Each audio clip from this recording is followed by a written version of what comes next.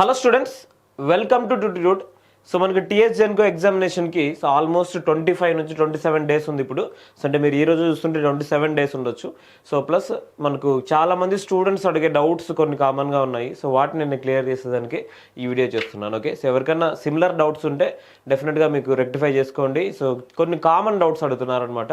So డెఫినెట్గా వాటి గురించి కొంత మనం డిస్కస్ చేసుకోవాలి. ఓకే, సో ఫస్ట్ అడిగే డౌట్ ఏంటంటే సో ప్రాబ్లమాటిక్ క్వశ్చన్స్ వస్తాయా లేకుంటే సో థియరిటికల్ క్వశ్చన్స్ వస్తాయా? Okay, so problematic questions or theoretical questions. Okay, so ఇది మనకు అడుగుతున్న మొదటి క్వశ్చన్. ఓకే, సో గుర్తుపెట్టుకోండి, సో మన ఎగ్జామ్ క్వశ్చన్ పేపర్లో so almost 50 to 60% of questions so మనకి థియరిటికల్ అంటే డైరెక్ట్గా థియరీ బేస్డ్ క్వశ్చన్స్ కాదు, conceptual based questions. Okay, so కానీ చాలామంది థియరిటికల్ అనేసి అడుగుతున్నారు. ఓకే, సో థియరీ క్వశ్చన్స్ అనేవి మనకు రావు. ఓకే, సో మనం రాసేది సింపుల్ ఎగ్జామినేషన్ కాదు. మనం ఆర్ఆర్బి జేఈ కానీ ఎస్ఎస్సి జేఈ కానీ ఇటువంటి ఎగ్జామ్స్ రాస్తున్నామంటే మనకు డైరెక్ట్ క్వశ్చన్స్ అనేవి ఉంటాయన్నమాట.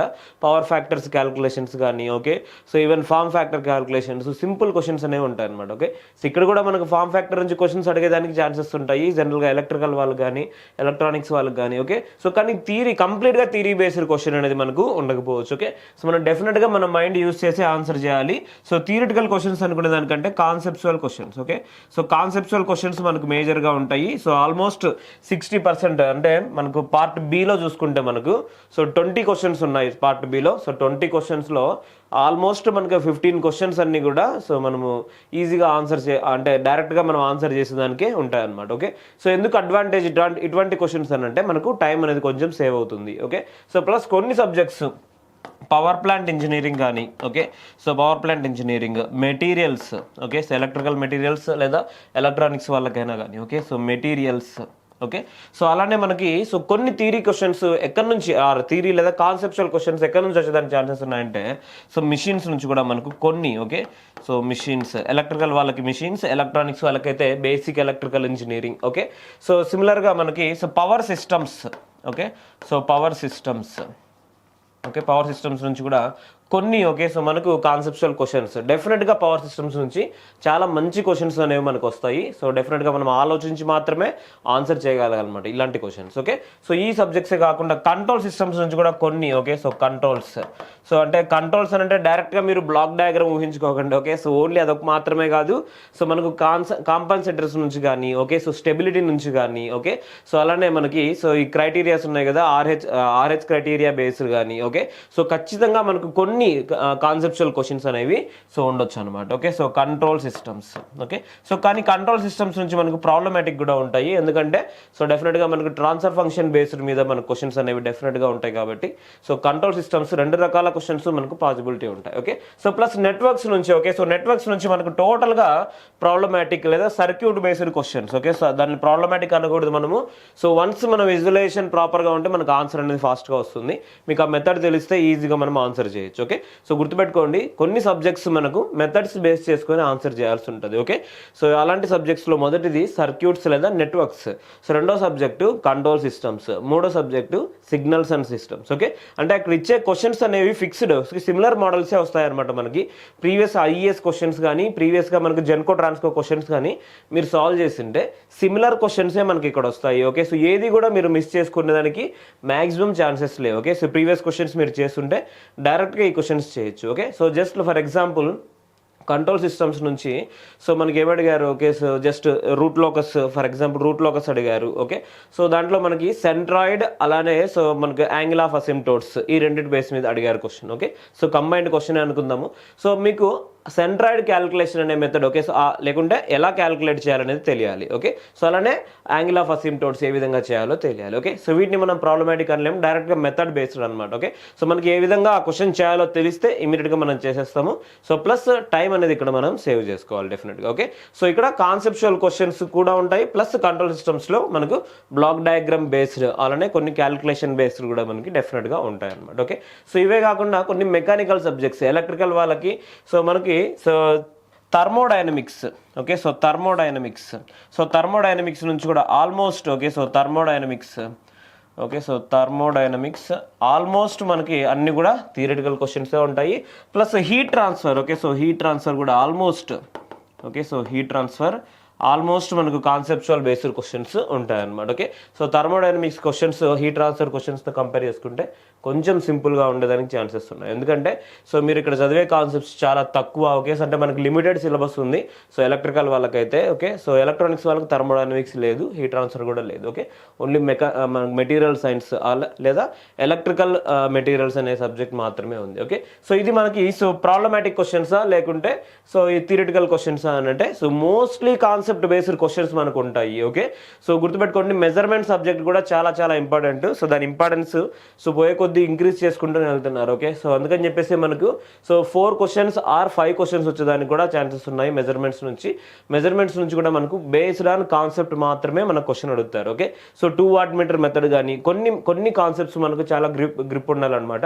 Like 2 watt meter methods, okay, range extension, PMMC, moving iron type of instrument, plus వీటికి సంబంధించిన ఫార్ములాస్. ఓకే, సో పిఎంఎంసీకి తీటా ఏ విధంగా క్యాలిక్యులేట్ చేయాలి. ఓకే, సో తీటా ఫార్ములా ఉంటుంది కదా మనకి, proportional to I square, proportional to IRMS square. Okay, so వీటి గురించి కూడా మనకు క్వశ్చన్స్ ఉంటాయి.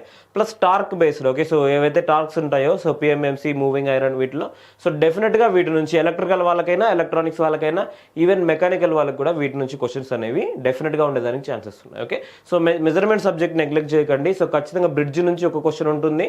ప్లస్ మనం ఏదైతే డిస్కస్ చేసుకున్నాం ఈ టాపిక్స్. ఓకే, సో వీటి నుంచి కూడా డెఫినెట్గా క్వశ్చన్ ఉంటుంది. ఎలక్ట్రానిక్ మెజర్మెంట్ నుంచి అంత ఇంపార్టెన్స్ ఉండకపోయినా కానీ ఒక్క క్వశ్చన్ అనేది మనకు వచ్చేదానికి ఛాన్సెస్ ఉన్నాయి. ఓకే, సో ఇలాంటివి మనకి అసలు వదిలిపెట్టుకోకూడదు అనమాట కొన్ని సబ్జెక్ట్స్. ఓకే, సో థియరిటికల్గా అనుకోకూడదు, కొన్ని ప్రాబ్లమాటిక్గా కూడా అనుకోకూడదు. సో మెయిన్ కాన్సెప్ట్, మనకు కాన్సెప్ట్ తెలిస్తేనే మనం ఆన్సర్ చేయగలము. సో లేదా మెథడ్ తెలిస్తేనే మనం ఆన్సర్ చేయగలము. ఓకే, సో గుర్తుపెట్టుకోండి 60% నియర్ టు 60% మనకు కాన్సెప్ట్ బేస్డ్ క్వశ్చన్స్ ఉంటాయి. సో మనకు తెలిస్తే టైం సేవ్ అవుతుంది, తెలియకోకుంటే టైం అనేది ఎక్కువ అవుతుంది. ఓకే, సో ఇక్కడ ప్రాబ్లమాటిక్ వచ్చే టాపిక్స్ ఏమేమి ఉన్నాయంటే నెట్వర్క్స్. ఓకే, సో నెట్వర్క్స్ అనే సబ్జెక్ట్ నుంచి మనం డెఫినెట్గా సర్క్యూట్ బేస్డ్ ఉంటాయి. ప్లస్ కంట్రోల్ సిస్టమ్స్ నుంచి కూడా మనకు సో 3 or 4 మనకి ప్రాబ్లమాటిక్ క్వశ్చన్స్ ఉంటాయి. ప్లస్ మిషన్స్ నుంచి కూడా మనకు కొన్ని ప్రాబ్లమాటిక్ క్వశ్చన్స్ ఉంటాయి. సో ప్లస్ పవర్ సిస్టమ్స్ నుంచి కూడా 2 or 3 ప్రాబ్లమాటిక్ డెఫినెట్గా వాళ్ళు ఇచ్చేదానికి ఛాన్సెస్ ఉన్నాయన్నమాట. ఓకే, సో ఇవే కాకుండా ఎలక్ట్రికల్ వాళ్ళకి పవర్ ఎలక్ట్రానిక్ సబ్జెక్ట్ ఉంది. సో ఓకే, దీని నుంచి కూడా మనకి సో 2 లేదా 3 ప్రాబ్లమాటిక్ క్వశ్చన్స్ ఇచ్చేదానికి ఛాన్సెస్ ఉన్నాయన్నమాట. Okay, so plus signals and systems తీసుకుంటే డెఫినెట్గా methods. Okay, so signals and systems అంటేనే మెథడ్స్. ఓకే, సో మనకు ఆ ప్రాబ్లం ఏ విధంగా సాల్వ్ చేయాలో సో పూర్తిగా తెలిస్తే ఏదైనా ఫార్ములా బేస్డ్ అయినా చేయండి, లేకుంటే మీరు ఏదైనా కాన్సెప్ట్ లేకుంటే టెక్నిక్ యూస్ చేసినా దాన్ని సాల్వ్ చేయండి. సో అక్కడ మనకు ఒక మెథడ్ అనేది కంపల్సరీగా తెలియాలి. ఓకే, సో ఇటువంటి క్వశ్చన్స్ మనకు డెఫినెట్గా వస్తాయి అనమాట. Okay, so next how to manage time. Okay, so మనకు చాలా తక్కువ టైం ఉంది కదా, సో ఏ విధంగా మేనేజ్ చేయాలంటే ఎగ్జామ్లో టైం కాదు ఇక్కడ, so preparation time. Okay, so only 25 days ఉంది కదా, ఈ టైంలో ఏం చేయాలి అని చెప్పేసి అడుగుతున్నారు. సో దీన్ని నేను సపరేట్గా ఎక్స్ప్లెయిన్ చేస్తాను. ఓకే, సో ఈ 25 daysలో ఏం చేయాలని చెప్పేసి ఆల్రెడీ సిలబస్ అందరికీ కంప్లీట్ అయిన వాళ్ళు. ఓకే, సో ఆల్రెడీ సిలబస్ కంప్లీట్ అయితే ఓకే, సిలబస్ కంప్లీట్ అయిన వాళ్ళు ఏ విధంగా చేయాలి, సో అలానే సిలబస్లో కొన్ని పెండింగ్ ఉన్న వాళ్ళు. ఓకే, సో ఏ విధంగా చేయాలి. ఓకే, సో కొంచెం పెండింగ్ ఏదైనా ఉంటే సో వాళ్ళు ఏ విధంగా చేయాలనేది సో సపరేట్గా నేను రేపు దీనికి సంబంధించిన వీడియో కంప్లీట్గా మీకు చెప్తాను.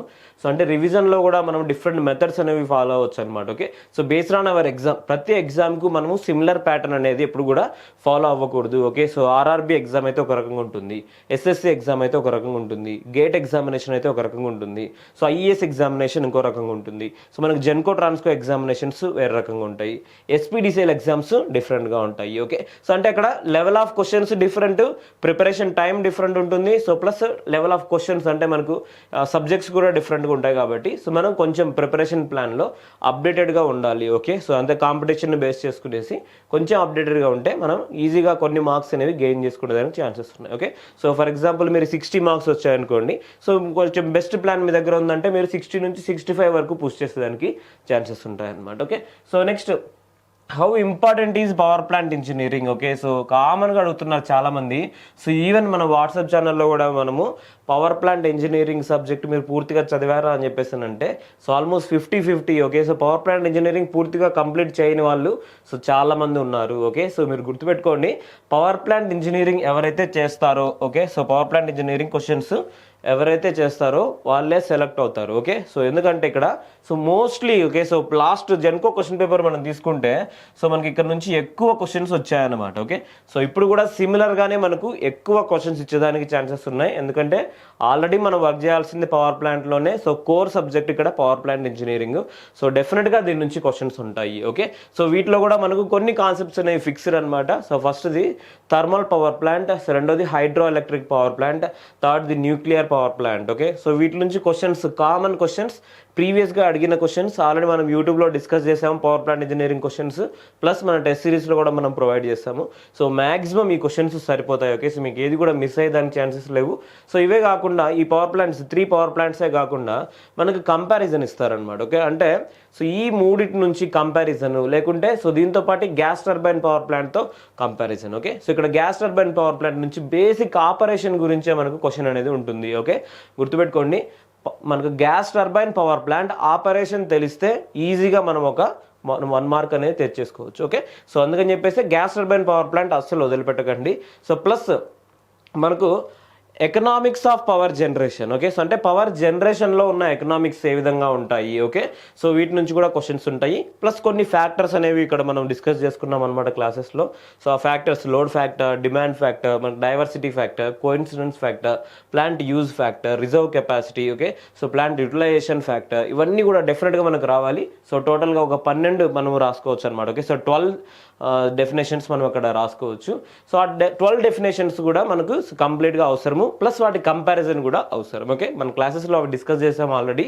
సో ఇవి జనరల్గా ఎవరు కూడా డిస్కస్ చేయరనమాట. ఓకే, ఓన్లీ మనము సో లోడ్ ఫ్యాక్టర్ అంటే ఏంటి, డిమాండ్ ఫ్యాక్టర్ అంటే ఏంటి, సో డైవర్సిటీ ఫ్యాక్టర్ అంటే ఏంటి, ఇవి మాత్రమే డిస్కస్ చేయడం కాదు. ఓకే, సో ఇవి ఒక పవర్ ప్లాంట్కి, థర్మల్ పవర్ ప్లాంట్కి సో డైవర్సిటీ ఫ్యాక్టర్ ఏ విధంగా ఉంటుంది, హైడ్రో ఎలక్ట్రిక్ పవర్ ప్లాంట్కి డైవర్సిటీ ఫ్యాక్టర్ ఏ విధంగా ఉంటుంది. ఓకే, సో అలానే నెక్స్ట్ గ్యాస్ టర్బైన్ పవర్ ప్లాంట్తో కంపేర్ చేస్తే సో వీటికి డైవర్సిటీ ఫ్యాక్టర్ అంటే జస్ట్ ఎగ్జాంపుల్ చెప్తున్నా. ఓకే, సో ఇలా మనం కంపేర్ చేసుకుంటూ చదివితేనే సో కొన్ని క్వశ్చన్స్ మేబీ 1 క్వశ్చన్ ఇక్కడ నుంచి మనకు వచ్చేదానికి ఛాన్సెస్ ఉంటాయి. ఓకే, సో ఇవి ఎక్కడి నుంచి వస్తాయంటే ఇవి సో మనకు economics of power generation. Okay, so దీని నుంచి మనకి క్వశ్చన్ అనేది ఉంటుంది డెఫినెట్గా. Okay, so plus renewable energy sources లేదంటే ఎనర్జీ ప్రిన్సిపల్స్ నుంచి మనకు క్వశ్చన్ ఉండొచ్చు. మ్యాక్సిమం దాన్ని మీరు ఆన్సర్ చేయగలగాలి. సో ఎందుకంటే అది జనరల్గా మనకు అడిగే క్వశ్చన్ అనమాట. లేకుంటే మన క్లాసెస్లో కూడా మనం already so direct energy conversion గురించి కూడా డిస్కస్ చేసామన్నమాట. ఓకే, సో ఇక్కడ చాలా ఇంపార్టెంట్ ఈ సబ్జెక్టు. ఎవరైతే పవర్ ప్లాంట్ ఇంజనీరింగ్ చదువుతారో ఓకే, సో డెఫినెట్గా వాళ్ళు మాత్రమే సెలెక్ట్ అవుతారు. సో మీకు నో డౌట్. ఓకే, సో మీరు పార్ట్ బి ఎంత చదివారు, లేకుంటే వేరే సబ్జెక్ట్స్ ఎంత అవన్నీ వేరే విషయం. ప్రతి ఒక్కరు ఓకే, సో సెలెక్ట్ అయ్యే ప్రతి ఒక్కరు చదివే subject power plant engineering first. Okay, so అందుకని చెప్పేసి పవర్ ప్లాంట్ ఇంజనీరింగ్ మాత్రం అస్సలు నెగ్లెక్ట్ చేయకండి. Okay, so next how to revise properly. Okay, so how to revise properly so నేను ఆల్రెడీ చెప్పాను. ఓకే, సో ఇక్కడ హౌ టు మేనేజ్ టైం అన్నాం కదా. ఓకే, సో ఈ 25 డేస్ ఏ విధంగా టైం మేనేజ్ చేయాలి. సో నేను కంప్లీట్గా ఓకే, సో మీకు ఆల్రెడీ జస్ట్ ఒక ఎగ్జాంపుల్ లాగా చెప్తాను. ఓకే, సో 25 డేస్ని మనము సో 15 డేస్ 10 డేస్ లాగా డివైడ్ చేసుకుందాం. Okay, so just 15 days 10 days లాగా. సో ఈ 15 డేస్లో మనం ఎటువంటి రివిజన్ చేయాలి, ఈ 10 డేస్లో మనం ఎటువంటి రివిజన్ చేయాలి. ఓకే, సో గుర్తుపెట్టుకోండి, ఒక బాగా ప్రిపేర్ అయిన వాళ్ళు ఎవరైనా, సబ్జెక్ట్స్ అన్నీ కంప్లీట్ చేసిన వాళ్ళు ఎవరైనా సో ఎగ్జామ్ చివరికి పోయే కొద్దీ సో మనకు టెన్షన్ అనేది డెఫినెట్గా ఎక్కువ అవుతుంది. ఓకే, సో బాగా చదివితే డెఫినెట్గా టెన్షన్ అనేది కూడా ఉంటుంది. సో అది కామన్ అనమాట ఎవరికైనా కానీ. ఓకే, సో టెన్షన్ పెరిగే కొద్దీ మనం ఏం చేస్తామంటే ప్రిపరేషన్ టైంని తగ్గిస్తాం అనమాట. ఓకే, సో లైక్ కొంచెం రిలాక్స్ అవ్వడము. ఓకే, మనకు తెలియకోకుండానే ఓకే రివిజన్ చేయాలనేసి తీస్తాము. ఓకే, షార్ట్ నోట్స్ తీస్తాము. సో షార్ట్ నోట్స్ తీసినప్పుడు ఏమవుతుందంటే సో ఫాస్ట్గా కంప్లీట్ చేస్తాం. మనం అనుకున్న దానికంటే ఫాస్ట్గా కంప్లీట్ చేయడం, తర్వాత మనం రెస్ట్ తీసుకోవడం. ఓకే, సో ఈ విధంగా అవుతుంది అనమాట. ఓకే, సో ఆ విధంగా చేయకూడదు. ఓకే, ఇక్కడ మనం టైం అనేది ప్రాపర్గా యూటిలైజ్ చేసుకోవడం లేదు. సో నేను ఒకసారి మీకు సపరేట్గా ఓకే, సో దీని గురించి సో ఈ 15 డేస్లో మనం ఏ విధంగా చేయాలి, నెక్స్ట్ 10 డేస్ ఏ విధంగా చేయాలి, సో ప్లస్ రివిజన్ అనేది ఏ విధంగా చేయాలి, కంప్లీట్ రివిజన్ అనేది ఏ విధంగా చేయాలి, ఎన్ని రివిజన్స్ చేయాలి, ప్రతి ఒక్కటి కూడా మనము ఇక్కడ డిస్కస్ చేసుకుందాం. ఓకే, సో సపరేట్ వీడియోలో నేను మీకు ఎక్స్ప్లెయిన్ చేస్తాను. Okay, so how many days to study for part B. ఓకే, సో ఆల్రెడీ నేను ప్రీవియస్గా చెప్పాను. సో ఈ వీడియో కంటే ముందు అప్లోడ్ చేసిన టీఎస్ జెన్కో వీడియో ఒక్కసారి మీరు చూడండి. సో 2 డేస్ కంటే ఎక్కువ మీరు దీని గురించి టైం స్పెండ్ చేయొద్దండి. ఓకే, సో ఆల్రెడీ మార్క్స్ డిస్ట్రిబ్యూషన్ ప్రకారం మనం ఎక్కడి నుంచి చదవాలి, ఓకే. సో అలానే పార్ట్ బి నుంచి ఎంత ఇంపార్టెన్స్ ఉంది మనకు, ఎన్ని మార్క్స్ స్కోర్ చేసుకోవాలి, ఓకే. సో మీరు 20/20 ట్రై చేయకండి, ఓకే. సో 20/20 ట్రై చేస్తే డెఫినెట్గా సో అవుట్ ఆఫ్ ఏదైతే ఉంటుందో అది మనం రీచ్ అవ్వలేము డెఫినెట్గా, ఓకే. సో 15+ స్కోర్ చేసుకుంటే బెస్ట్, ఓకే. సో 15 or+ మనం స్కోర్ చేసుకుంటే బెస్ట్ అనమాట, okay. So how many applications, okay. So ఈ క్వశ్చన్ గురించి సో ఎటువంటి వాళ్ళు అడుగుతారో డెఫినెట్గా తెలుసు నాకు, okay. So how many applications, sir ఈ ఎగ్జామ్కి ఎన్ని అప్లికేషన్స్ వచ్చాయి, ఎలక్ట్రికల్ నుంచి ఎన్ని అప్లికేషన్స్, మెకానికల్ నుంచి ఎన్ని అప్లికేషన్స్, ఎలక్ట్రానిక్స్ నుంచి ఎన్ని అప్లికేషన్స్, ఓకే. సో గుర్తుపెట్టుకోండి, so number of applications matter కాదు, ఓకే. సో ప్రతి స్టేట్ నుంచి ఈ ఎగ్జామ్కి రాసే వాళ్ళు ఉంటారు, ఓకే. సో ఆంధ్రప్రదేశ్లో నోటిఫికేషన్స్ అస్సలు లేవు, ఓకే. సో లాస్ట్ మనం ఇయర్స్ తీసుకున్నామంటే సో మనకు నోటిఫికేషన్, ఎలక్ట్రికల్ నోటిఫికేషన్ ఏది కూడా మనకు లేదు కాబట్టి సో డెఫినెట్గా మనకు ఏపీ వాళ్ళు అందరూ కూడా రాస్తారు, ఓకే. సో ఎవరైతే ప్రిపరేషన్లో ఉన్నారో, ఎవరైతే ఇంతకుముందు ప్రిపేర్ అయ్యారో డెఫినెట్గా ఎగ్జామ్ అనేది రాస్తారు. ప్లస్ వేరే స్టేట్స్ వాళ్ళు, ఓకే. సో కొన్ని స్టేట్స్ నుంచి మనకు కామన్గా వచ్చి రాసే వాళ్ళు ఉంటారు, లైక్ బీహార్ స్టేట్ కానీ, ఓకే. సో ఒరిస్సా నుంచి కానీ, ఓకే. సో ఈ విధంగా కొన్ని స్టేట్స్ నుంచి కొంతమంది వస్తారనమాట, ఓకే. సో అందుకని చెప్పేసి మనకు నెంబర్ ఆఫ్ అప్లికేషన్స్తో మ్యాటర్ కాదు. సో కానీ ఇక్కడ వీళ్ళు ఎలిమినేట్ అయ్యేది ఎక్కడంటే Telangana history movement, okay. So దీని దగ్గర వాళ్ళు కొన్ని మిస్టేక్స్ చేసేదానికి ఛాన్సెస్ ఉన్నాయి. ఆ 4 or 5 మార్క్స్లోనే వాళ్ళు ఎలిమినేట్ అయిపోతారు అనమాట, వేరే స్టేట్ వాళ్ళు, ఓకే.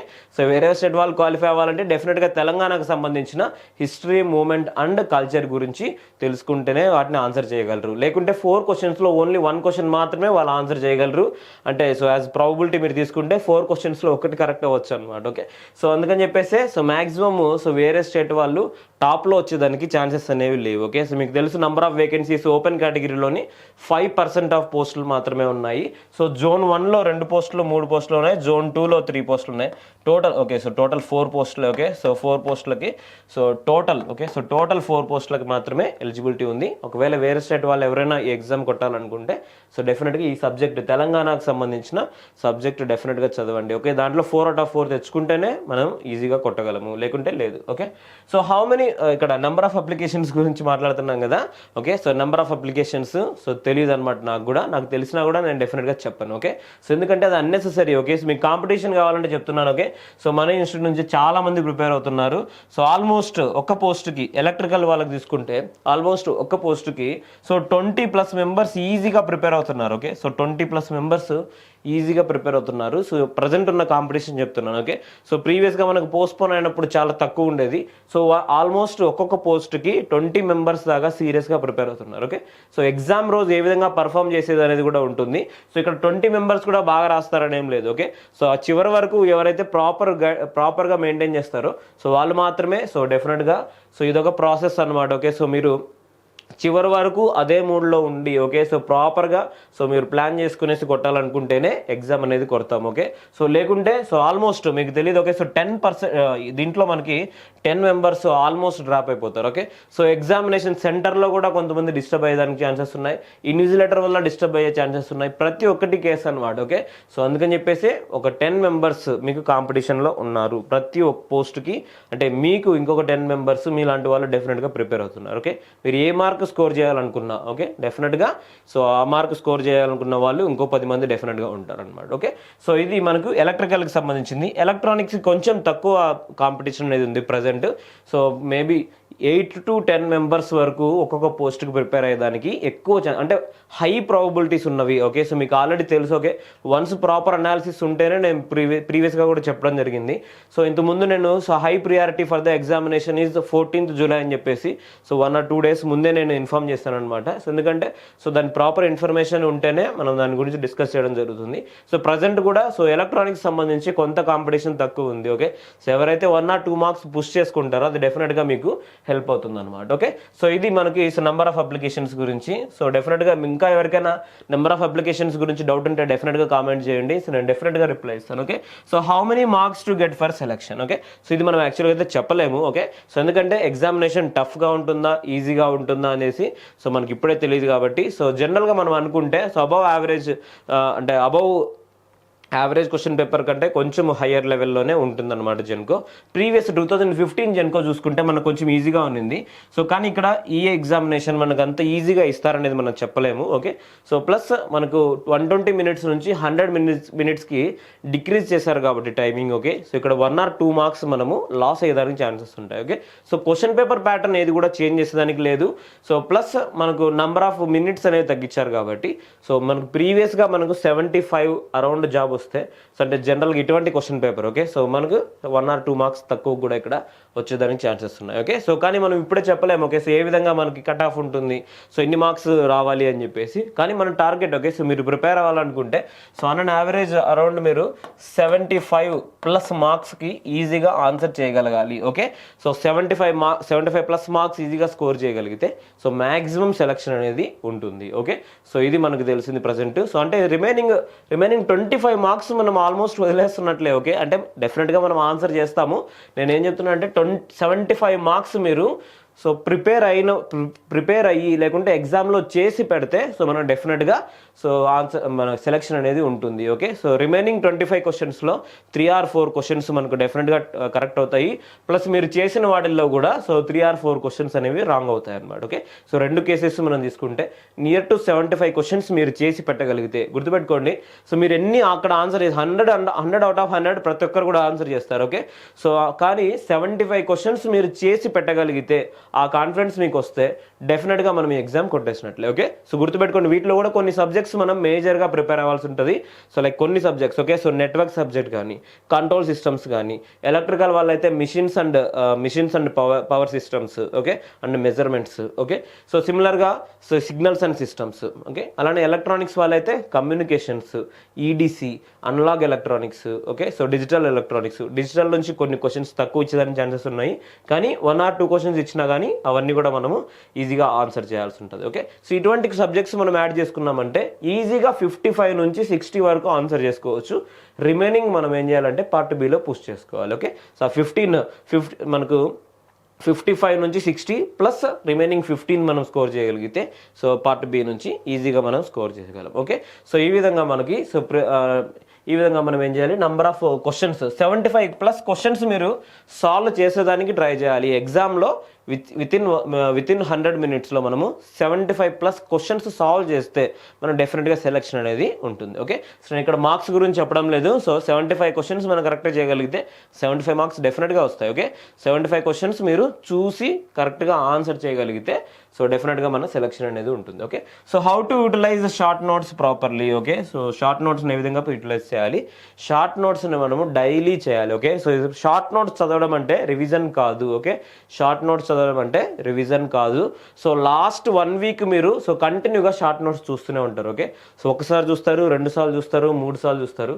సో కానీ 4వ సారికి మీరు డెఫినెట్గా బోర్ కొడుతుంది అనమాట. ఓకే, సో అందుకని చెప్పేసి మీరు ఏం చేయాలంటే రాస్తూ ఉండాలి. ఓకే, షార్ట్ నోట్స్ అనేది మీరు ఫాస్ట్గా రాస్తూ ఉండాలి. సో డైలీ ఒక 1 hour పెట్టేసుకోండి. Okay, so daily 1 hour short నోట్స్ని మీరు ఏం చేస్తారంటే మీరు చూసినా పర్లేదు. సో ప్లస్ చూసినప్పుడు మనకు కొన్ని రావన్నమాట, కొన్ని మర్చిపోయి ఉంటాము. అలాంటివి మీరు రాస్తూ ప్రాక్టీస్ చేయండి. ఓకే, సో డైలీ ఒక 1 hour షార్ట్ నోట్స్ మీద స్పెండ్ చేయండి. So at least 20 days. Okay, so at least 20 days or 25 days కూడా మీరు డైలీ షార్ట్ నోట్స్ ప్రాక్టీస్ చేస్తారంటే సో మీరు ప్రజెంట్ 60 మార్క్స్ తెచ్చుకోగలిగితే so short notes daily 20 days daily మీరు 1 hour 20 days చేయగలిగితే మీరు 5 మార్క్స్ ఎక్స్ట్రానే స్కోర్ చేసుకోగలరు. ఓకే, సో మీకు తెలియకోకుండానే మార్క్స్ అనేవి ఇంప్రూవ్ అవుతాయి అనమాట. ఓకే, సో ఇక్కడ 20 days మీరు డైలీ ఒక 1 hour దీని మీద స్పెండ్ చేయండి, షార్ట్ నోట్స్ మీద. ఎవరైతే ప్రీవియస్గా ప్రిపేర్ అయి ఉన్నారో సో ఆల్రెడీ షార్ట్ నోట్స్ రాస్తున్నారు. సో ఎవరికైనా షార్ట్ నోట్స్ కావాలంటే ప్లీజ్ మెసేజ్ చేయండి. ఓకే, సో నేను రాసిన షార్ట్ నోట్స్ కూడా నా దగ్గర ఉంది, కానీ ఎవరికి నేను పంపించాను అనమాట. ఓకే, సో డెఫినెట్గా మెసేజ్ చేయండి. సో ఓకే, సో మనం ఓన్గా రాస్తేనే మనకు వస్తుందన్న విషయం మీకు ఆల్రెడీ తెలుసుంటుంది.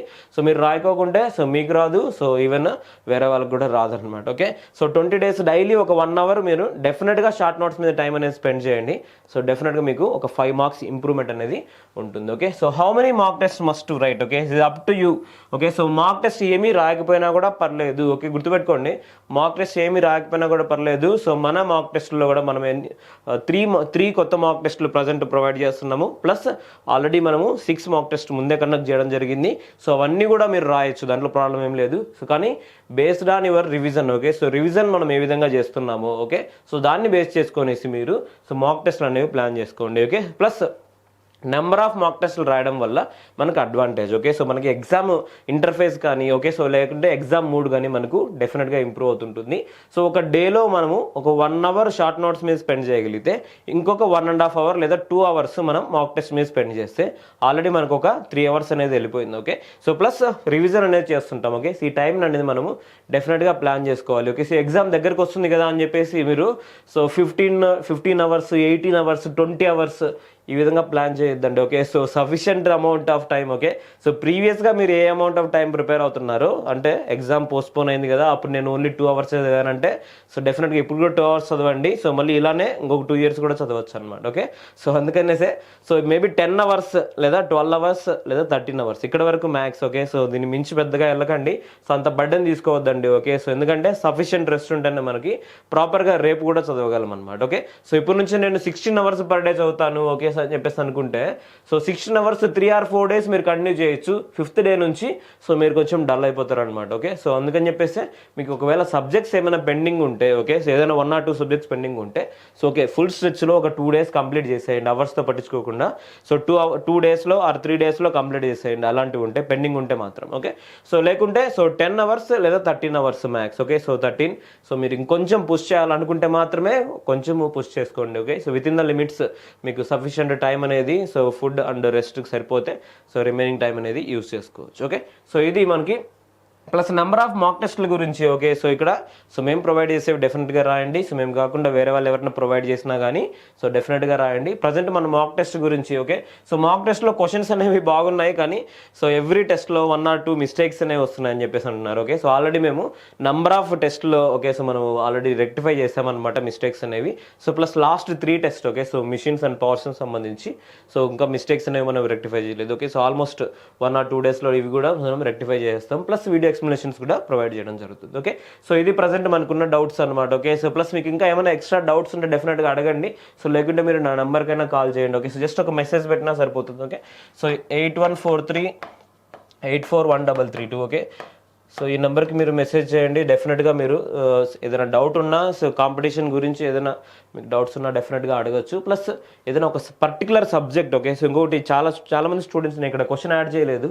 సో చాలామంది స్టూడెంట్స్ అడిగే డౌట్ ఏంటంటే సో ఏదైనా పర్టికులర్గా ఒక సబ్జెక్ట్ గురించి అడుగుతారు. సార్ ఈ subject like for example so electrical students, sir signals and systems నేను ఇంత ముందు నుంచి చదువుతున్నాను కానీ నాకు కాన్ఫిడెన్స్ లేదు. ఓకే, సో ఇట్లా పర్టికులర్గా ఒక సబ్జెక్ట్ గురించి అడుగుతున్నారు.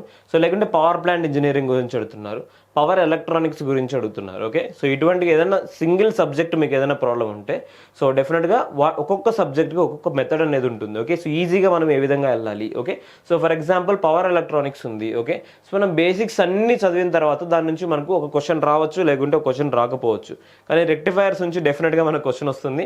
సో రెక్టిఫైర్స్ మనం పవర్ ఎలక్ట్రానిక్స్ ఇంత ఉంది కదా సబ్జెక్ట్, మనం 100 అవర్స్ ప్రిపేర్ అవ్వాలి, 120 అవర్స్ ప్రిపేర్ అవ్వాలనుకుంటే డెఫినెట్గా అది మనకు టైం వేస్ట్ అనమాట. ఓకే, సో కొన్ని ఫిక్స్డ్ టెక్నిక్స్ అనేవి మనం యూస్ చేసుకునేసి సో వాటిని మనం రెక్టిఫై చేసుకోవాలి. ఓకే, సో టేబుల్స్ ప్రిపేర్ చేసుకోవడం కానీ ఓకే సో ఏ టాపిక్స్ నుంచి వస్తున్నాయని చూసుకోవడం కానీ రెక్టిఫైర్ని ఈజీగా మనం ఏ రెక్టిఫైర్ ఐడెంటిఫై చేస్తామంటే ఈజీగా ఆన్సర్ అనేది చేయొచ్చు. ఓకే, సో ఈ విధంగా కొన్ని మనం టెక్నిక్స్ అనేవి యూస్ చేయాలి. Okay, plus signals and systems నుంచి కూడా సిమిలర్గా మనము ఆన్సర్ చేస్తుండాలన్నమాట. ఓకే, సో ప్లస్ కొంతమందికి అన్లాగ్ ఎలక్ట్రానిక్స్ కొంచెం టఫ్ ఉంటుంది. ఓకే, సో అన్లాగ్ ఎలక్ట్రానిక్స్ వాళ్ళు చాలా మందికి ఇంతకుముందే నేను చెప్పాను అనమాట. ఓకే, సో లైక్ మీరు ఒకవేళ మీకు అంత టఫ్ ఉంటే పెద్ద సబ్జెక్టు అన్ని కూడా నేను చదవలేను అనుకుంటే so only BJT based problems and కొంత అనాలిసిస్ ప్లస్ మనకు ఆపరేషన్ యాంప్లిఫైర్కి సంబంధించిన analysis plus problems. Okay, so ఇవి చేస్తే మీకు సో ఇచ్చే క్వశ్చన్స్లో సో ఆల్మోస్ట్ ఒకవేళ 4 క్వశ్చన్స్ ఇచ్చారనుకోండి సో 3 క్వశ్చన్స్ మీరు ఈజీగా సాల్వ్ చేసేదానికి ఛాన్సెస్ ఉన్నాయి. ఓకే, సో అలాంటప్పుడు సో డిఫరెంట్ మెథడ్ అనేది మనము యూజ్ చేయాలి. ఓకే, సో ఇది మనకి సో ఒక సింగిల్ సబ్జెక్ట్ గురించి ఎవరైనా ప్రాబ్లమ్స్ ఉంటే డెఫినెట్గా మీరు మెసేజ్ చేయండి.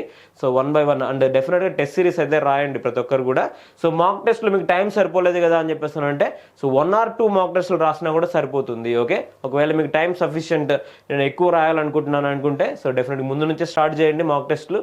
సో ప్లస్ యూనిట్ మనకు సబ్జెక్ట్ వైజ్ టెస్ట్లు కూడా రాయండి డెఫినెట్గా. ఓకే, సో ఎందుకంటే తక్కువ నెంబర్ ఆఫ్ క్వశ్చన్సే ఉన్నాయి, మీ కాన్ఫిడెన్స్ అనేది సో ఇంప్రూవ్ అవుతుంటుంది. ఓకే, సో అలానే డౌట్స్ ఉంటే మాత్రం డెఫినెట్గా అడగండి. ఓకే, సో మీ ఫ్రెండ్స్ని కానీ లేకుంటే మీకు అవైలబిలిటీ ఉన్న సోర్సెస్ ఏదైనా కానీ సో లెక్చరర్స్ కానీ ఎవరైనా కానీ డెఫినెట్గా మీరు క్వశ్చన్స్ అనేవి అడగండి డౌట్స్ ఉన్నవి. ఓకే, సో అప్పుడైతేనే మనకి సో ఆ క్వశ్చన్ వచ్చిందంటే డెఫినెట్గా చాలా మనకు అడ్వాంటేజ్ అనేది జరుగుతుంది. సో ప్లస్ ఇంకొకటి సో మనం ప్రిపేర్ అయ్యేటప్పుడు సో డీవియేషన్స్ అనేవి ఆల్మోస్ట్ వదిలేసేయండి. ఓకే, సో చాలామంది సోషల్ మీడియాలో ఈవెన్ ఎలక్షన్స్ తర్వాత ఓకే సో వరల్డ్ కప్ వచ్చింది, ఐపీఎల్ అయిపోయింది, అన్నీ కూడా మనం ఎంజాయ్ చేసేసాం ఆల్రెడీ. సో ప్లస్ మీరు కొంచెం ఓకే దానికి ఏదైనా ఎంటర్టైన్మెంట్ కోసం పెట్టుకుంటే ఫిక్స్డ్ టైం అనేది పెట్టుకోండి. సో ప్లస్ చాలామందికి ఓకే సో ఈవెన్ పార్ట్నర్స్ ఉంటారు. ఓకే సో కొంతమంది మ్యారేజ్ అయిన వాళ్ళు కూడా ప్రిపేర్ అవుతున్నారు. ఓకే సో ఫ్యామిలీకి కానీ లేకుంటే మన పార్ట్నర్స్ కానీ డెఫినెట్గా కొంత టైం అనేది మీరు ఇవ్వండి. సో సఫిషియెంట్ ముందే మీరు మాట్లాడుకునేసి ప్రాపర్గా టైమింగ్ అనేది పెట్టుకోండి. Okay so anyway all the best. మీకు ఎటువంటి డౌట్స్ ఉన్నా డెఫినెట్గా కాంటాక్ట్ అవ్వండి. Okay, thank you so much.